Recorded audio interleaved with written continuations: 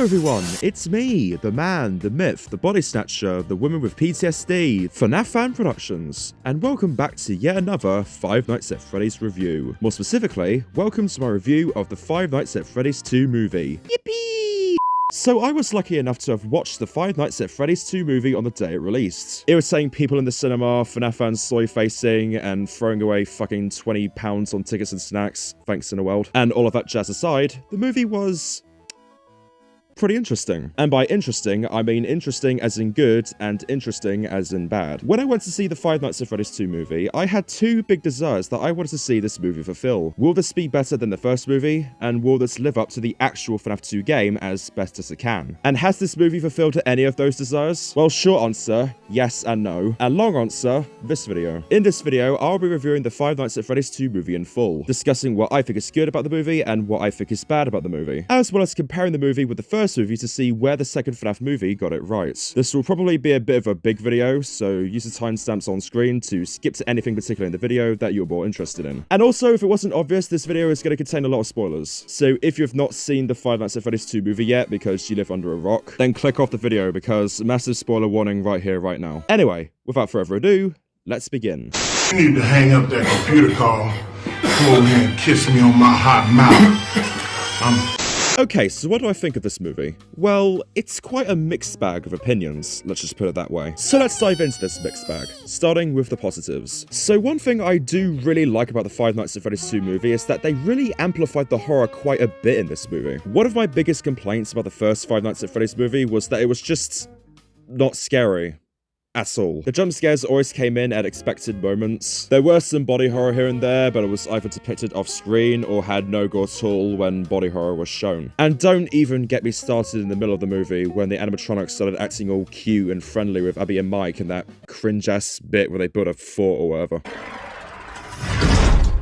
I still love this bit though. But for FnafFan Productions, the animatronics are possessed by children, so they're just acting like kids. They're just kids. And yeah, I get it, but I personally just prefer the aggressive and homicidal nature of the possessed animatronics because it's just overall more scary when they're portrayed that way. I know I basically just admitted that I'm biased after saying that, but shut up. But anyway, back on track. The horror in the first Five Nights at Freddy's movie was pretty terrible. So how has the horror improved in the Five Nights at Freddy's 2 movie? Well, the movie universe actually learned that blood exists, so that was cool. And the body horror in general really went up a notch, particularly in this bit. Mr. Berg backs up, stuttering, trying to make sense of what he's seeing. But it's too late. Toy Chica steps in, grabs him by the head with her oversized mechanical hands, and the music cuts. Toy Chica tightens her grip. Mr. Berg screams. We hear metal grinding, bones cracking, and then, in one swift, horrifying motion, she crushes his skull like it's nothing. Obviously, you couldn't actually see Toy Chica ripping his head off with blood and guts going everywhere and whatever, which was kind of a missed opportunity. But regardless, these scenes were really good. The horror in this movie is still not the greatest though. Like, if I were to compare this to something like Event Horizon and put it on a scale, Event Horizon would be at the top of the scale, and the Five Nights at Freddy's 2 movie would be like a smidge away from the bottom of the scale. The Five Nights at Freddy's 2 movie is not the scariest movie ever, and it is definitely not the bloodiest or the goriest. And I do get why the horror in the Five Nights at Freddy's movies, and by extension, the more recent FNAF games, are the way they are, because obviously children make up a huge majority of the FNAF fan base, and so the creators of the movies have to tweak the horror in a way where it can be good for the mature fans and the younger fans, which is understandable, I guess. But still, as someone who likes a good bloody horror movie, this movie is still very weak in terms of horror. It's not as weak as it was in the first movie. The second movie definitely took it up a notch for sure. But regardless, the horror is still pretty weak in the second movie. Just less weak. Another thing I like about the movie is that Vanessa is actually a well-written character now. Yes, Scott actually knew how to make this twat interesting now. Third time lucky, I guess. Another complaint I had about the first movie was that Vanessa was just quite honestly the most dullest and the most laziest written character in this movie ever. She never did anything noteworthy or interesting in the movie. She just spat out lore dumps to Mike about Freddy's and what happened to the restaurant and blah blah blah. And the only reason why she ever existed in the first movie in the first place was just for that big reveal at the end of the movie where Vanessa is in fact William Afton's daughter. That's enough! Drop the knife. We're all for temper tantrums, aren't we, Vanessa? I'm not kidding, Dad.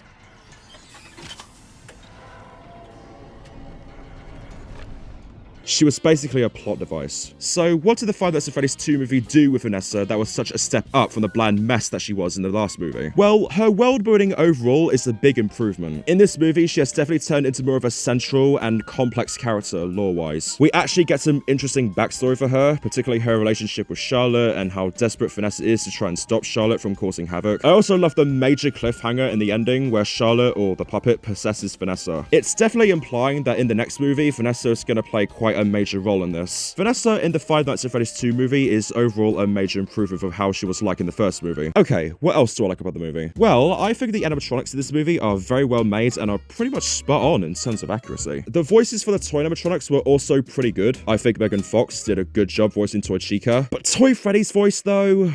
I do, but first, I have to go pull the heads off some very bad people. Yeah, no, sorry Kellen Golf, I don't like it. And what I also like about the movie is...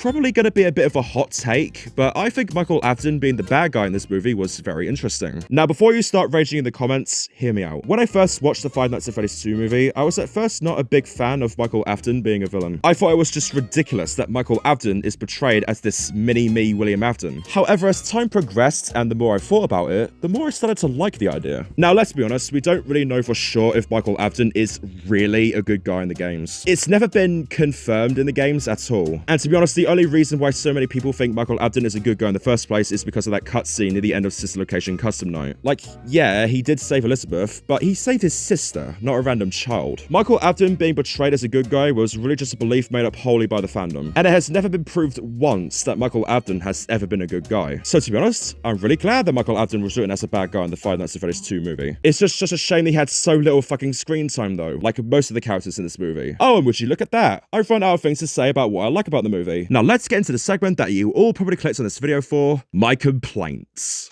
Hell no, man. What the fuck, man? Get your ass. I'm tired of you. YouTube reviews. All you ever do is complain. You never try to make things better. Okay, so while the Five Nights at Freddy's 2 movie is good in some areas, this movie unfortunately does have a lot of problems. But what is wrong with the Five Nights at Freddy's 2 movie exactly? Well, let's dive right in. Okay, so first up, I really don't like how the puppet was portrayed in this movie. Not just because of the fact that she was written as a villain, and yes, I know these movies are in a different canon from the games, so it may not matter too much to some, but to me it does, but that's irrelevant. I don't like the puppet being portrayed as this high-tech advanced machine that is basically an 80s Bluetooth doll that has wireless control of the animatronics and can also take over people's bodies with ease. I can see where Scott was trying to go with this version of the puppet, or at least I think so anyway. He obviously wanted to rewrite the puppet for the movie in a way that isn't too similar to how the puppet in the game canon works. And I guess having the puppet as a machine that has wireless control over the toy animatronics was the only good enough rewrite he could think of. And I guess it does give the story a little bit of realism, but if you've written the animatronics in the first movie to be basically the same as how the cast was like in the games, then you might as well could have just written the puppet to be the same as how she worked in the game's lore, instead of this goofy high-tech thing we got in this movie. And as for her body snatching capabilities, I'm not too much of a fan of that either, especially when we see less of the actual puppet, which is disappointing because the model for the puppet looks really amazing. Yeah, we only see it in a few scenes and very brief jump scares. So yeah, all in all, I really didn't like the puppet in this movie. 0 out of 10. Another issue I have with the movie is that some of the characters have really abysmal screen time. I think the characters that are the best example of this are the Wizards. So we all know what the Wizard animatronics are, right? They are the broken down versions of the main cast we see in Five Nights at Freddy's 2. When I first saw their movie forms in the trailer for the FNaF 2 movie, I was very excited and intrigued to find out how these guys are going to play their part in the movie. And I was hoping that the scare factor they brought in the original FNaF 2 game would be replicated in the FNaF 2 movie. However, when I actually watched the movie, my anticipation was immediately fell snapped. My reaction after the shit show with the Wizards ended in the movie was just a blank expression on my face, and I was all like, really? That's it. Here's a question for you all to answer. I want to get interactive in this review. Guess how long were the Withered animatronics in the movie for? I'll give you some time to figure it out. Time's up. The Withered animatronics appear in the movie for a grand total of 2 minutes, 43 seconds. That's it.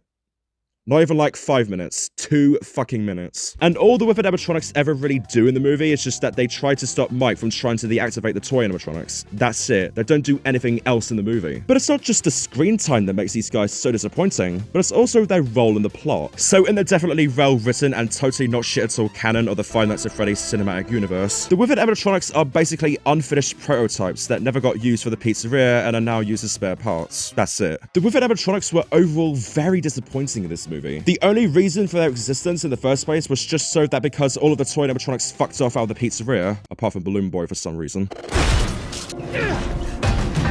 there needed to be an enemy of some sort in the pizzeria to stop Mike from trying to stop the toy animatronics killing everyone in the town. That was it, I bet, because the writers probably couldn't think of anything else. It really is just disappointing for not only the fans of the Wizards, like me, but the people who actually made these guys for the movie in the first place. Their designs look very well made and they're very accurate to their video game counterparts. Well, most of the designs are good anyway. What the fuck is this piece of shit? And to see them only in the movie for just 2 fucking minutes must have felt like a disappointing waste of time for the clearly talented people who made them. I hope the paychecks were worth it, Jim Henson's Creature Shop. Anyway, speaking of things existing for the plot, the movie also has a major problem with that. Everything in this movie makes absolutely no sense, and the only reason why these decisions were made is just for the plot of the movie. Like, for example, the only reason why the puppet has wireless control of the toy animatronics is so that Charlotte could trick Abby into thinking that Toy Chica is the original Chica. The parents ignore Charlotte in the opening scene because it will then allow Charlotte to turn into a vengeful spirit that wants to kill parents. The withered animatronics, despite being decommissioned to unused prototypes, can also be controlled by the puppet because there needs to be some form of enemy in the pizzeria to stop Mike from deactivating the toy animatronics. It's just so fucking infuriating, because all these moments that make zero sense were done intentionally to keep the plot going. This is the one writing trope I hate the most in movies and any other form of visual media, because when you write stuff like this in a story, people are already going to assume what is going to happen later on, and it therefore ruins the anticipation of what is going to happen. It's not creative writing, it's just pure lazy slop. And the final issue I have with the movie is the game accuracy. One thing I really did not like about the first FNaF movie is that it was not accurate to the actual FNaF 1 game at all. There were some moments in the movie that did straight up replicate some of the gameplay elements of the first Five Nights at Freddy's, but it overall was not accurate at all. So when I saw the Five Nights at Freddy's 2 movie getting announced for the first time, I thought that this movie would replicate the original Five Nights at Freddy's 2 game. And did it?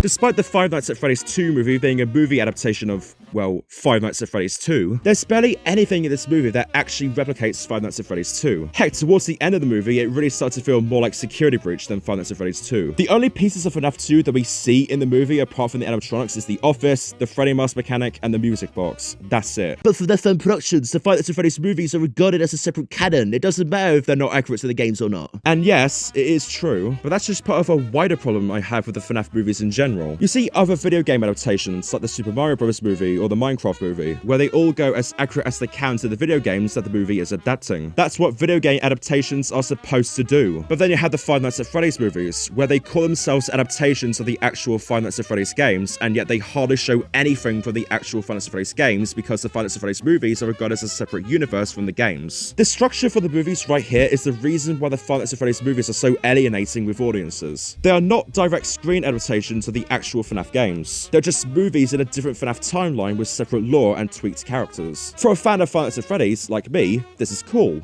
But for someone who has never heard of Five Nights at Freddy's before, it would just look and sound like white noise to them. It just does not make sense from both an audience perspective and just overall a fan's perspective. But to be honest, it's too late to change directions anyway because, well, we have 2 movies that are written the way they are. This is just what the movies are going to be like now. They didn't need to be this way, but hey ho, I'm just a fan. I don't get to make the decisions for what should and shouldn't be right for the thing that I'm a fan of. Am I right?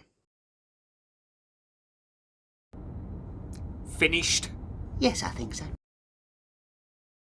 Okay, and overall, those were my opinions of the Five Nights at Freddy's 2 movie. It was slightly better than the first movie in some areas, but overall it was bad. It hardly showed anything from the actual Five Nights at Freddy's 2 game, the plot is stupid, the writing is atrocious, it was just overall very disappointing. I can definitely see why this movie has severely divided the fandom, to be honest. I seriously cannot for the life of me work out where exactly did Scott Cawthon brought in the changes that he promised to implement into the movie after listening to the criticisms from the first movie. The FNaF 2 movie hardly references anything from FNaF 2, and the plot is so terribly written. Problems which were brought up a lot in the criticisms from the first movie. What the Five Nights at Freddy's 2 movie actually improved on from the first movie was just the horror, and it actually made Vanessa a well-written character now. That's it. This movie didn't improve anything else. So yeah, TLDR, this movie sucked. What did you think about it? Do you like the movie, or do you think it was bad too? Feel free to write down your thoughts in the comments below. And on that note, this is now the end of the video, and I'm gonna fuck off now. Be sure to like, share, and subscribe. Follow me on Instagram and Threads. Join my Discord server. Invite link is in the about page in the pinned comments, and I will see you all next time. Bye bye!